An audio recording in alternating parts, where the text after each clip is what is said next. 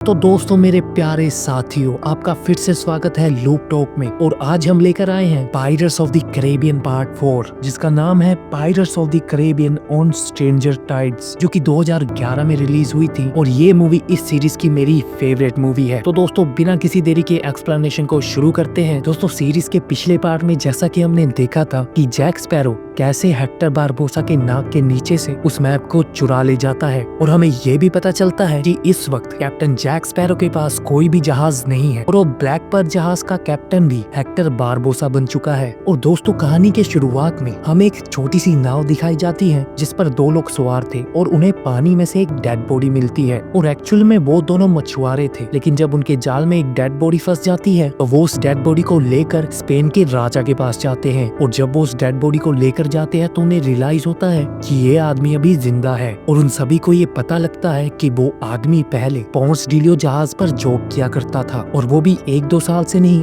पूरे 200 सालों से। और तभी स्पेन के राजा को ये पता लग जाता है कि मृत्युंजय अमृत की बात सच है, और ये वो अमृत है जिसे पीकर कोई भी इंसान अमर हो सकता है। और तभी वो राजा डिसाइड करता है मृत्युंजय अमृत की तलाश में निकलेगा। और दूसरी ओर इंग्लैंड के लंदन शहर में हम देखते हैं कि जैक स्पैरो के साथी गिब्स को जैक स्पैरो समझकर लंदन के सैनिकों ने पकड़ लिया है और वो उसे फांसी की सजा देने वाले हैं। तभी जैक स्पैरो अपना भेष बदलकर जज बनकर सामने बैठा होता है और गिब्स को वहां से छुड़वाने की कोशिश करता है। और हम देखते हैं कि इंग्लैंड के सैनिकों ने उन दोनों को पकड़कर इंग्लैंड के राजा के सामने पेश कर दिया था। और हम देखते हैं कि पेश होने के बाद जैक स्पैरो पर यह मुकदमा चलाया जाता है कि तुम यहाँ से कोई चीज चुरा रहे थे और उस चीज को चुरा कर तुम एक जहाज पर मृत्युंजय अमृत की खोज में निकलने वाले थे। लेकिन जैक स्पैरो उनको साफ इनकार कर देता है कि वो मृत्युंजय अमृत की खोज में नहीं जाने वाला था। और तभी वो अपने सेनापति को बुलाते हैं, और वो सेनापति और कोई नहीं होता बल्कि हेक्टर बारबोसा होता है। और फिर जैक स्पैरो इसे देखकर हैरान हो जाता है कि तुम तो एक लुटेरे थे, तुम कैसे एक फौज में शामिल हो सकते हो। तभी हेक्टर बारबोसा बताता है कि ब्लैक पर्ल जहाज तबाह हो गया, किसी ने उसे तोड़ दिया और मेरे सारे नाविकों को मार दिया, और साथ ही मेरी एक टांग भी ले गया, और मैं अब तुम्हें बंदी बनाने वाला हूँ और उस मृत्युंजय अमृत की सारी बातें भी तुमसे उगलवाना चाहता हूँ। और हम देखते हैं कि जैक स्पैरो बड़ी चालाकी से वहाँ से भाग निकलता है और भागकर एक रेस्टोरेंट में छिप जाता है। और रेस्टोरेंट में जैक स्पैरो के पिता उससे मिलते हैं और वो उसे मृत्युंजय अमृत के बारे में बताते हैं कि मृत्युंजय अमृत को पाने के लिए 3 चीजों का होना बहुत ही ज्यादा जरूरी है। पहला की शाही प्याले, दूसरा जलपरी के आंसू, और तीसरा मृत्युंजय अमृत की धारा की कुछ बूंदे। जब तुम्हारे पास ये तीनों होंगी तभी वो इंसान मृत्युंजय अमृत को पा सकेगा। और तभी हम देखते हैं कि जैक स्पैरो बनकर एक लड़की वहाँ पर घूम रही थी और पूरे शहर में जैक स्पैरो के नाम से आतंक मचा रही थी। तभी जैक स्पैरो से ढूंढ निकालता है और उससे पूछता है, आखिर तुम मेरे रूप में यहाँ पर क्या कर रही हो और तुम क्या चाहती हो। तभी वो लड़की बताती है कि मुझे अमृत की तलाश में जाना है, मुझे मृत्युंजय अमृत को ढूंढना है ताकि मैं अमर हो सकूं। तभी हम देखते हैं कि जैक स्पैरो के पीछे से एक तीर का वार होता है और वो बेहोश हो जाता है। और अगले दिन जैक स्पैरो की नींद एक जहाज पर खुलती है और उस जहाज का नाम होता है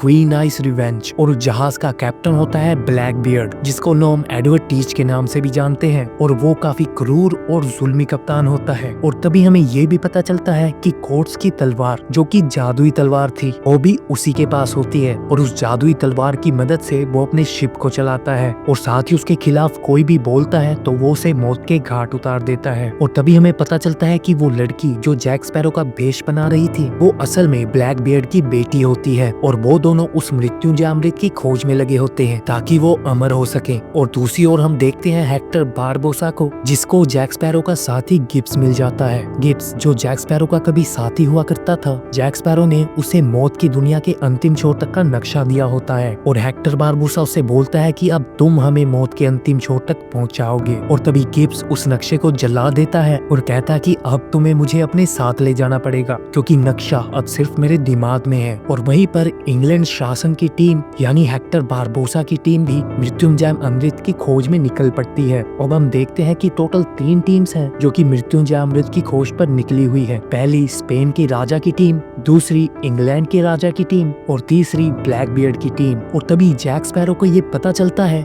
कि वो और कोई नहीं बल्कि ब्लैक बियर्ड ही था, जिसने ब्लैक पर्ल जहाज पर कब्जा कर उसे बोतल में बंद किया हुआ है। और साथ ही वहाँ पर ऐसे और भी जहाज थे जिनको ब्लैक बियर्ड ने बोतल में बंद किया हुआ था। और अगले दिन हम देखते हैं कि ब्लैक बियर्ड अपनी पूरी टीम को ब्लैक की खाड़ी की तरफ लेकर जाता है। ब्लैक की खाड़ी वो जगह होती है जहाँ पर सभी जल परियां रहती है। साथ ही हमें ये भी पता चलता है कि जल परियां चांद की रोशनी से काफी ज्यादा अट्रैक्ट होती है और अगर उस माहौल में म्यूजिक बज रहा हो तो वो उसके पास आ जाती है। और सेम वैसा ही होता है, ब्लैक बियर्ड कुछ नाविकों को चारा बनाकर छोटी बोट में उतार देता है और साथ ही उन सभी को गाना गाने के लिए कहता है। और तभी हम देखते हैं कि वहाँ पर एक जल परी आती है और उन सबको अपनी ओर अट्रैक्ट कर लेती है। और हम देखते हैं कि एक नाविक वहाँ पर जल परी से बात करने की कोशिश करता है। तभी वो जल परी उसे पानी में खींचकर नीचे ले जाती है और देखते ही देखते वहाँ पर ढेर सारी जल परियां आ जाती है और नाविकों को नुकसान पहुंचाना शुरू कर देती है। और हम देखते हैं कि ब्लैक बियर्ड वहाँ पर गोली चलाना शुरू कर देता है और तभी एक जल परी को जाल में पकड़ लेता है ताकि वो उसके आंसुओं को पा सके।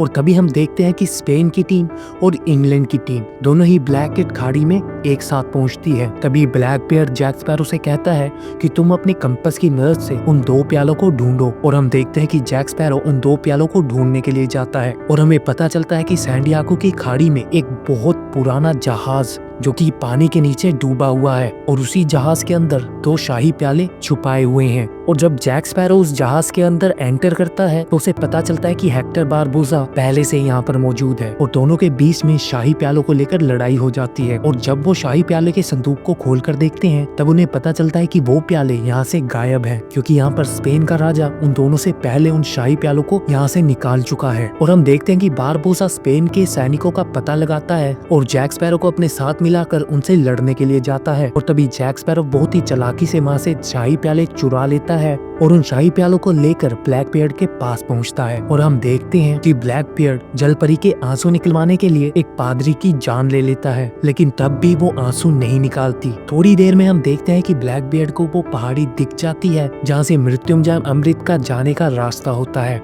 वो जैक स्पैरो को अपने साथ अंदर लेकर जाता है, लेकिन अंदर जाकर उनको पता लगता है कि यहाँ पर रास्ता बंद है। तभी जैक स्पैरो उन दोनों प्यालों को उठाता है और दोनों प्यालों से जोर से चीयर्स करता है और दोनों प्यालों के टकराने से वहाँ का रास्ता खुल जाता है और सभी लोग उस रास्ते से वहाँ मृत्युंजय अमृत के मंदिर में पहुँचते हैं, जहाँ वो देखते हैं कि मृत्युंजय अमृत की धारा बह रही है और अब उनके पास वो दोनों प्याले भी होते हैं। और अब उनके पास सिर्फ एक ही कमी थी कि उनके पास जलपरी का आंसू नहीं था। और तभी हम देखते हैं कि हेक्टर बारबोसा की टीम भी उस मंदिर में पहुंच जाती है और ब्लैक बियर्ड की टीम पर हमला कर देती है और उन दोनों के बीच में लड़ाई चल ही रही थी। और दूसरी ओर हमें पता चलता है कि वो पादरी जो कि मर चुका था वो असल में जिंदा होता है और जाकर उस जलपरी को बचाने के लिए मदद करता है। और तभी वहाँ पर कुछ लोग आकर वापस उस पादरी को वहाँ से हटा देते हैं और इससे जलपरी काफी नाराज होती है और उसकी आंख से एक आंसू टपक जाता है। और तभी वो उसका आंसू इकट्ठा कर लेते हैं और उसे लेकर ब्लैक बियर्ड के पास पहुंचते हैं ताकि वो मृत्युंजय अमृत में उस आंसू की बूंद को मिला सके। तभी हम देखते हैं कि स्पेन की टीम भी वहाँ पर पहुंच जाती है और हम देखते हैं कि इस पिक्चर में यहाँ पर एक लूप होल है कि स्पेन की टीम वहाँ पर आती है और उस मंदिर को नष्ट करने लगती है और स्पेन की टीम वहाँ पर सभी को कहती है कि अमर इंसान सिर्फ भगवान बना सकता है और इस मृत्युंजय अमृत का कोई भी अस्तित्व नहीं होना चाहिए। और दूसरी ओर हम देखते हैं कि हेक्टर बारबोसा और ब्लैक बर्ड के बीच में तलवारबाजी की लड़ाई होती है और तभी हम देखते हैं कि हेक्टर बारबोसा ब्लैक बियर्ड के अंदर तलवार को घुसा देता है और उसे वहाँ पर जान से मार देता है। और तभी वो जैक स्पैरो से कहता है कि उन दोनों प्यालों में मृत्युंजय अमृत भरो और एक में जलपरी का आंसू डाल दो और वो लाकर मुझे दो ताकि मैं अपनी जान बचा सकूं। और हम देखते हैं कि मृत्युंजय अमृत पाने की एक रस्म होती है जिसमें कि हमें दोनों प्यालों को मृत्युंजय अमृत से भरकर एक में तो जलपरी का आंसू डालना होता है और दूसरे के अंदर नॉर्मल धारा होती है और इन दोनों प्यालों को 2 लोगों को पिलाया जाता है, जिसमें कि जलपरी का आंसू वाला प्याला पीने से आदमी अमर हो जाता है और दूसरा नॉर्मल प्याला पीने से उस दूसरे आदमी की उम्र भी उसे लग जाती है, लेकिन दूसरा वाला इंसान मर जाता है। और हम देखते हैं कि जैक बड़ी चालाकी से दोनों प्यालों को बदल देता है और आंसू वाला प्याला ब्लैक बियर्ड को देने की जगह वो एंजेलिना को दे देता है, लेकिन ब्लैक बियर्ड जीना चाहता है और आंसू वाला प्याला खुद पी जाता है। लेकिन बाद में जैक स्पैरो भाई साहब बताते हैं कि मैंने तो प्याला बदला ही नहीं था और हमें पता चलता है कि आंसू वाला वाला प्याला तो एंजेलिना के ही पास था, जिससे कि ब्लैक बर्ड मर जाता है और एंजेलिना मृत्युंजयामृत को पा लेती है और अमर हो जाती है। और दूसरी हम देखते हैं कि हेक्टर बारबोसा ब्लैक बियर्ड की तलवार को चुरा लेता है, जो कि उस जुल्मी शासक कोड की तलवार होती है। और अगले सीन में हम देखते हैं कि कैप्टन जैक स्पैरो एंजेलिना को उसी सुनसान टापू पर मरने के लिए छोड़ देता है, और एक बंदूक और गोली के साथ में, क्योंकि वो उसे अपने साथ नहीं रखना चाहता था। और वो उसे उस टापू पर छोड़कर खुद नाव में वहां से निकल पड़ता है। और हम देखते हैं कि उसे दूसरे टापू पर गिफ्ट मिलता है, जो कि ब्लैक बियर्ड के जहाज से जैक स्पैरो का ब्लैक बर्ड जहाज और भी ढेर सारे जहाज चुरा कर लेकर आया था, जो कि एक बोतल में बंद थे।